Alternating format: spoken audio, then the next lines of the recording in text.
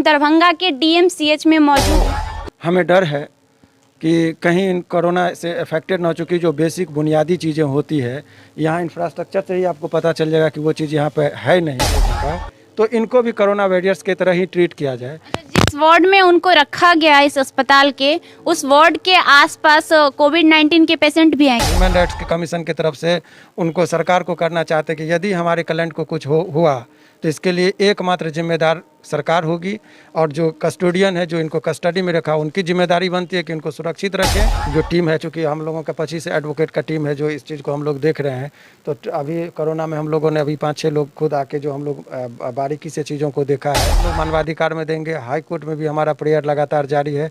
देखिए, इनके बेल मिलना चाहिए। कहना है कि ये कोरोना वॉरियर्स है, इनके जीवन को खतरा है, बहुत एक्सट्रीम इमरजेंसी है, इनके निकलने से जो है सो लाखों लोगों को मदद हो रही है। तो ये जेल में है, इससे लाखों लोग मर रहे हैं।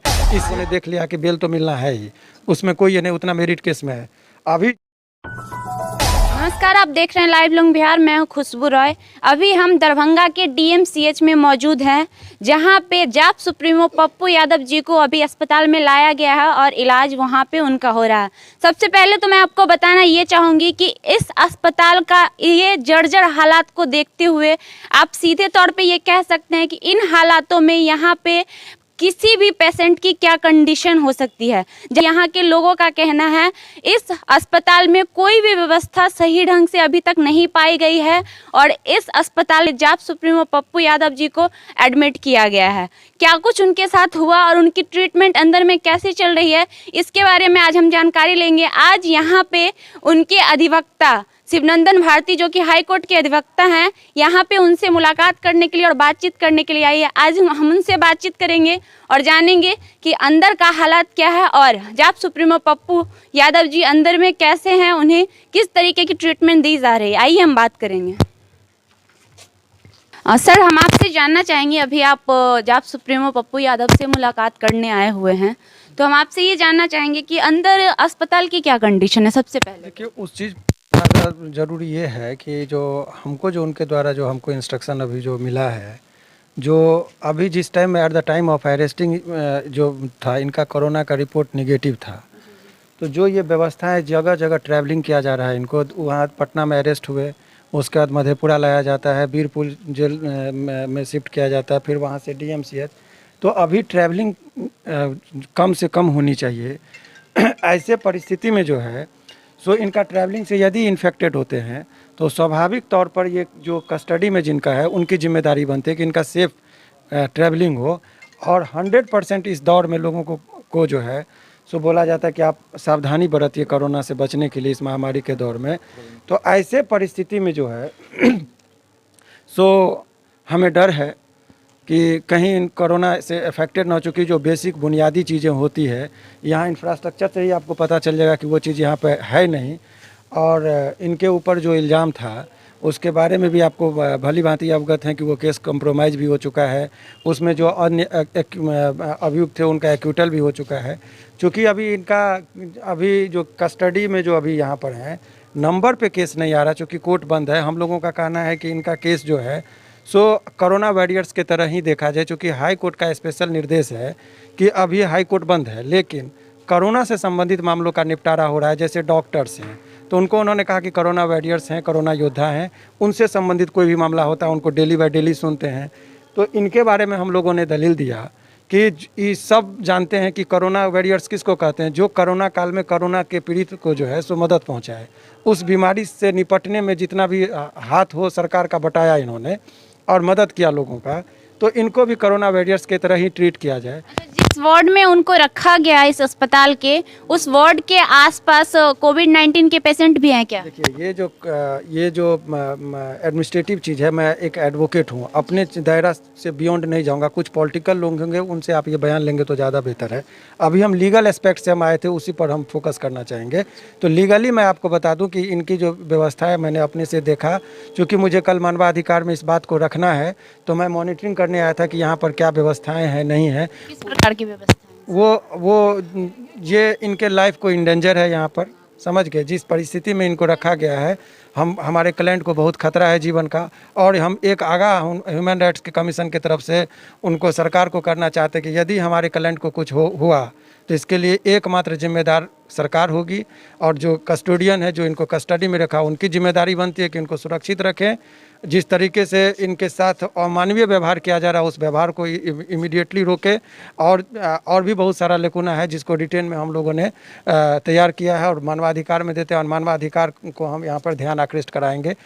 इसीलिए हम लोगों ने विजिट करने आए थे। उनके स्वास्थ्य के बारे में बताना चाहेंगे, कैसा कंडीशन है अभी? वो स्वास्थ्य के बारे में जो चिकित्सक है उनसे आप ओपिनियन लीजिए तो बेहतर है, क्योंकि हम लोगों को कुछ मानवाधिकार में देना है, इसलिए हम लोग ओपिनियन आपको नहीं बताएंगे। अभी स्ट्रेटजी हमारा ये होगा, स्वास्थ्य के जो चिकित्सक है उनसे आप लेंगे तो बेहतर होगा, क्योंकि हमको अपने से ऑब्जर्व करना था कि मानवाधिकार में कल हमारा सुनवाई हो सकता है, संभावना है, तो वहाँ पर हम लोग बात करेंगे। इसलिए हमारे साथ जो टीम है, चूँकि हम लोगों का 25 एडवोकेट का टीम है जो इस चीज़ को हम लोग देख रहे हैं, तो अभी कोरोना में हम लोगों ने अभी 5-6 लोग खुद आके जो हम लोग बारीकी से चीज़ों को देखा है, कल हम लोग मानवाधिकार में देंगे। हाई कोर्ट में भी हमारा प्रेयर लगातार जारी है। देखिए, इनके बेल मिलना तय है जिस हिसाब से इनका केस है। सवाल इस बात से ये जेल में नहीं है, जेल में इस वजह से कि नंबर पे नहीं आ रहा है केस, क्योंकि हाई कोर्ट बंद है और वो कह रहा है कि आउट ऑफ हम टर्म सुनेंगे नहीं। हम लोगों का कहना है कि ये कोरोना वॉरियर है, इनके जीवन को खतरा है, बहुत एक्सट्रीम इमरजेंसी है, इनके निकलने से जो है सो लाखों लोगों को मदद हो रही है, तो ये जेल में है, इससे लाखों लोग मर रहे हैं। इसीलिए बहुत सारा चीज़ को हम लोग नज़र पे रख रहे हैं कि जितना जल्दी हो सके इनका सुनवाई होगी। उसके बाद केस में मेरिट के आधार पर हम लोगों ने देख लिया कि बेल तो मिलना है ही, उसमें कोई ये नहीं, उतना मेरिट केस में है। अभी जो सरकार की जो मंशा थी कि इनको कैद करके ये जो उजागर कर रहे थे मामले को, वो मामला को कहीं ना कहीं उजागर न करे, सरकार पर प्रश्न चिन्ह न लगे, उस मंसूबे में जो है सरकार जो है तो सफल हो रही है, ऐसा हमारे क्लाइंट का कहना है। और इसीलिए वो चाह रहे हैं कि सर जल्दी से जल्दी मैं निकलूँगा तो मैं गरीब लोगों का जो मदद कर रहा था वो करूँगा, और सरकार की जहाँ नाकामी थी मैं उसको उजागर करूँगा। ठीक है, इसी वजह से हमको जो है सो कस्टडी में रखा गया है। सो जितना जल्दी हो सके हमको कम से कम, और उनके हमारे क्लाइंट को लाइफ का खतरा है यहाँ पर, इसीलिए हम लोग जो है मानवाधिकार की तरफ मूव कर रहे हैं। अच्छा, आपको लगता है कि आपकी केस जहाँ तक पहुँची उसके हिसाब से बेल लेना आपके लिए आसान हो? बेल तो discretionary power of the court होता है, मानवता के। देखिए, बेल में 2-3 चीज़ देखा जाता है। बेल में ये देखा जाता है कि वो जिस आदमी ने बेल लिया है वो कौन सा अपराध किया है, नंबर उसका अपराध में सज़ा होने की कितनी संभावना है, नंबर 3 कि यदि इस आदमी को बेल दे दिया जाए तो ये कहीं भगोड़ा तो नहीं हो सकते हैं। इस ग्राउंड पर आप देखिए तो देखिए, नंबर 1 जिस केस में ये है 4 आदमी जो है सब अभियुक्त को इज्जत कोर्ट बड़ी कर दी है, एक ये बच गए, तो बड़ी होने की संभावना बहुत है, इसीलिए बेल मिलना चाहिए। दूसरा ग्राउंड, भगोड़ा होने का संभावना इसलिए नहीं है कि ये एक प्रेस्टिजियस पर्सनैलिटी बन चुके हैं पूरे हिंदुस्तान के लिए, नॉट ओनली बिहार। तो ये जहाँ जहाँ जाते हैं वहाँ से ही लोकेशन का पता चलता है, आपको पुलिस को लगाने की ज़रूरत नहीं है, क्योंकि इनके इतने समर्थक है, जहाँ जाते हैं वहीं से। आज सोशल मीडिया का ज़माना है, जहाँ जाते हैं 4 आदमी इनके साथ फ़ोटो खिंचा के वायरल करते हैं, तो लोकेशन का भी पता होता है कि ये कहाँ है वर्तमान परिस्थिति में। तो इनके भागने का भी कोई संभावना नहीं है, मुकदमा में सज़ा होने की संभावना बिल्कुल नहीं है।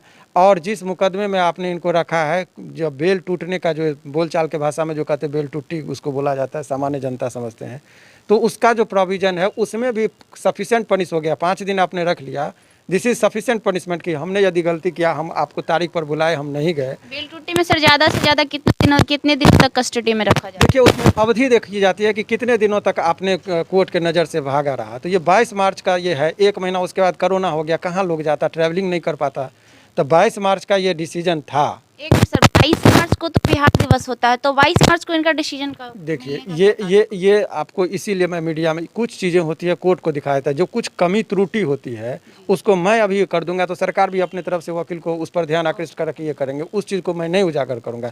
ये कोर्ट की स्ट्रेटजी होती है कि जज को मैं क्या कहूँगा, उनके तरफ से, सरकार की तरफ से वकील क्या कहेंगे।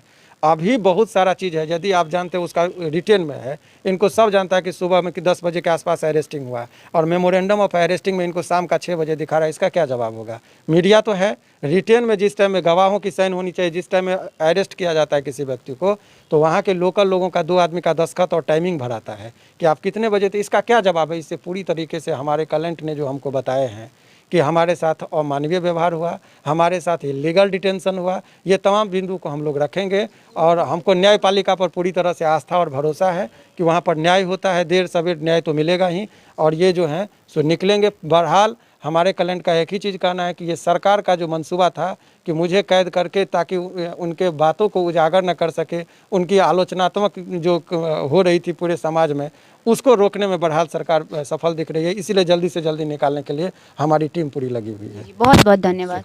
आपने देखा जाप सुप्रीमो पप्पू यादव जी के अधिवक्ता शिवनंदन भारती जी ने क्या कुछ कहा। उन्होंने बताया कि जिस केस को अंदर किया गया था, जेल में डाला गया है, वो केस में हर तरह से कॉम्प्रोमाइज लग चुका है। और जहां तक बात कस्टडी की जाए तो पिछले 5 दिनों से वो कस्टडी में है, उस हिसाब से उनका सजा भी पूरा हो चुका है और उनकी पूरी टीम लगी हुई है उनको बाहर करने में। और साथ ही उन्होंने ये भी बताने की कोशिश की है कि अंदर की जो व्यवस्थाएं हैं वो अच्छी नहीं है। इन बातों का इन्होंने जिक्र किया है, भले ही खुलेआम उन्होंने नहीं कहा, लेकिन उनके बातों से ये झलक रहा था कि अंदर की व्यवस्थाएं सही नहीं है।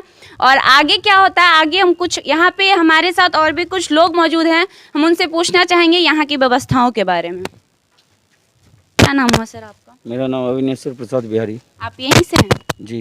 इस अस्पताल में कार्य करते हैं? नहीं। इस मतलब यहाँ के हैं, दरभंगा के? जी। अच्छा, ये जो अस्पताल है सर डीएमसीएच, आपके यहाँ का अस्पताल है, तो यहाँ की व्यवस्थाएं कैसी हैं? व्यवस्था तो देखिए रहे हैं आप, चारों तरफ देख लीजिए, नरके नरक है। व्यवस्था जो होना चाहिए वो नहीं। और साथ ही स्वास्थ्य व्यवस्था, जो भी पेशेंट यहाँ पे लाए जाते हैं और या फिर होते हैं, उनकी ट्रीटमेंट की व्यवस्था कैसी होती है, कुछ जानकारी देना चाहिए। अच्छे से इलाज हो पाती है? मिला जुला के अच्छे से इलाज होते हैं। और अभी जिस वार्ड में जाप सुप्रीमो पप्पू यादव जी को रखा गया है, उस वार्ड में कोविड पेशेंट भी रखे गए हैं? नहीं। और अभी यहाँ पे कोविड पेशेंट जो भी आते हैं उनका क्या पोजीशन रहता है, वो रिकवरी हो पाते हैं या फिर नहीं? अभी किस गैनिक उधर है, इस कैंपस में नहीं है। इस कैंपस में नहीं, इस कैंपस में नहीं। अच्छा, और पप्पू यादव की रिहाई को लेकर क्या कहना चाहेंगे? सारा बिहार रो रही है, उनके रिहाई होना चाहिए। पूछ लीजिए। नाम हुआ सर आपका? जाप जिलाध्यक्ष दरभंगा राजेश कुमार मिश्रा। अच्छा, आप यहीं पे रह रहे हैं, कब से हैं? जब से सर आए हैं। जब से सर आप हाँ, आए उससे हैं? पहले भी हम लोग डीएम से जाते हैं। कल का हम दिखा रहे हैं वीडियो, जो देखा जाए किस तरह से पेशेंट को डीएमसीएच में ले जा रहा है, यहीं पर ले जा रहा था। देखा जाए वीडियो, इस वीडियो का वीडियो लीजिए। जो ऑक्सीजन कंधा पर रखा है, उसका परिवार का आदमी और सब ले करके जा रहा है, हाथ से उठा करके। यही व्यवस्था है डीएमसीएच का। और यहाँ अंदर ट्रीटमेंट कैसे चल रही है? कोई व्यवस्था नहीं यहाँ पे। डीएमसीएच के नाम पर लूट हो रहा है यहाँ पे। जो भी पदाधिकारी हैं, ट्रीटमेंट के अंदर क्या व्यवस्था है? बिल्कुल व्यवस्था सही नहीं यहाँ का। जो भी इलाज सही से नहीं चल रहा है, जो कोविड पेशेंट है उसको ऑक्सीजन का व्यवस्था नहीं है। बहुत परेशानी है। हम लोग चाहते हैं अधिक से अधिक मदद कर रहे हैं यहाँ पे, जब से ये स्थिति हुआ है कोरोना काल में। अच्छा, और आपके जो नेता हैं पप्पू यादव जी, उनकी हालात में मतलब क्या लगता है आपको, पहले से क्या है? देखिए, उनको जिस दिन लाया गया, जितना लंबा सफ़र हुआ, उसी में उनका दर्द पूरा शरीर में है, सांस लेने में दिक्कत हो रही है। और जिस तरह से नौटंकी सरकार किए हैं, इसे ये दुर्भाग्य है बिहार के लिए।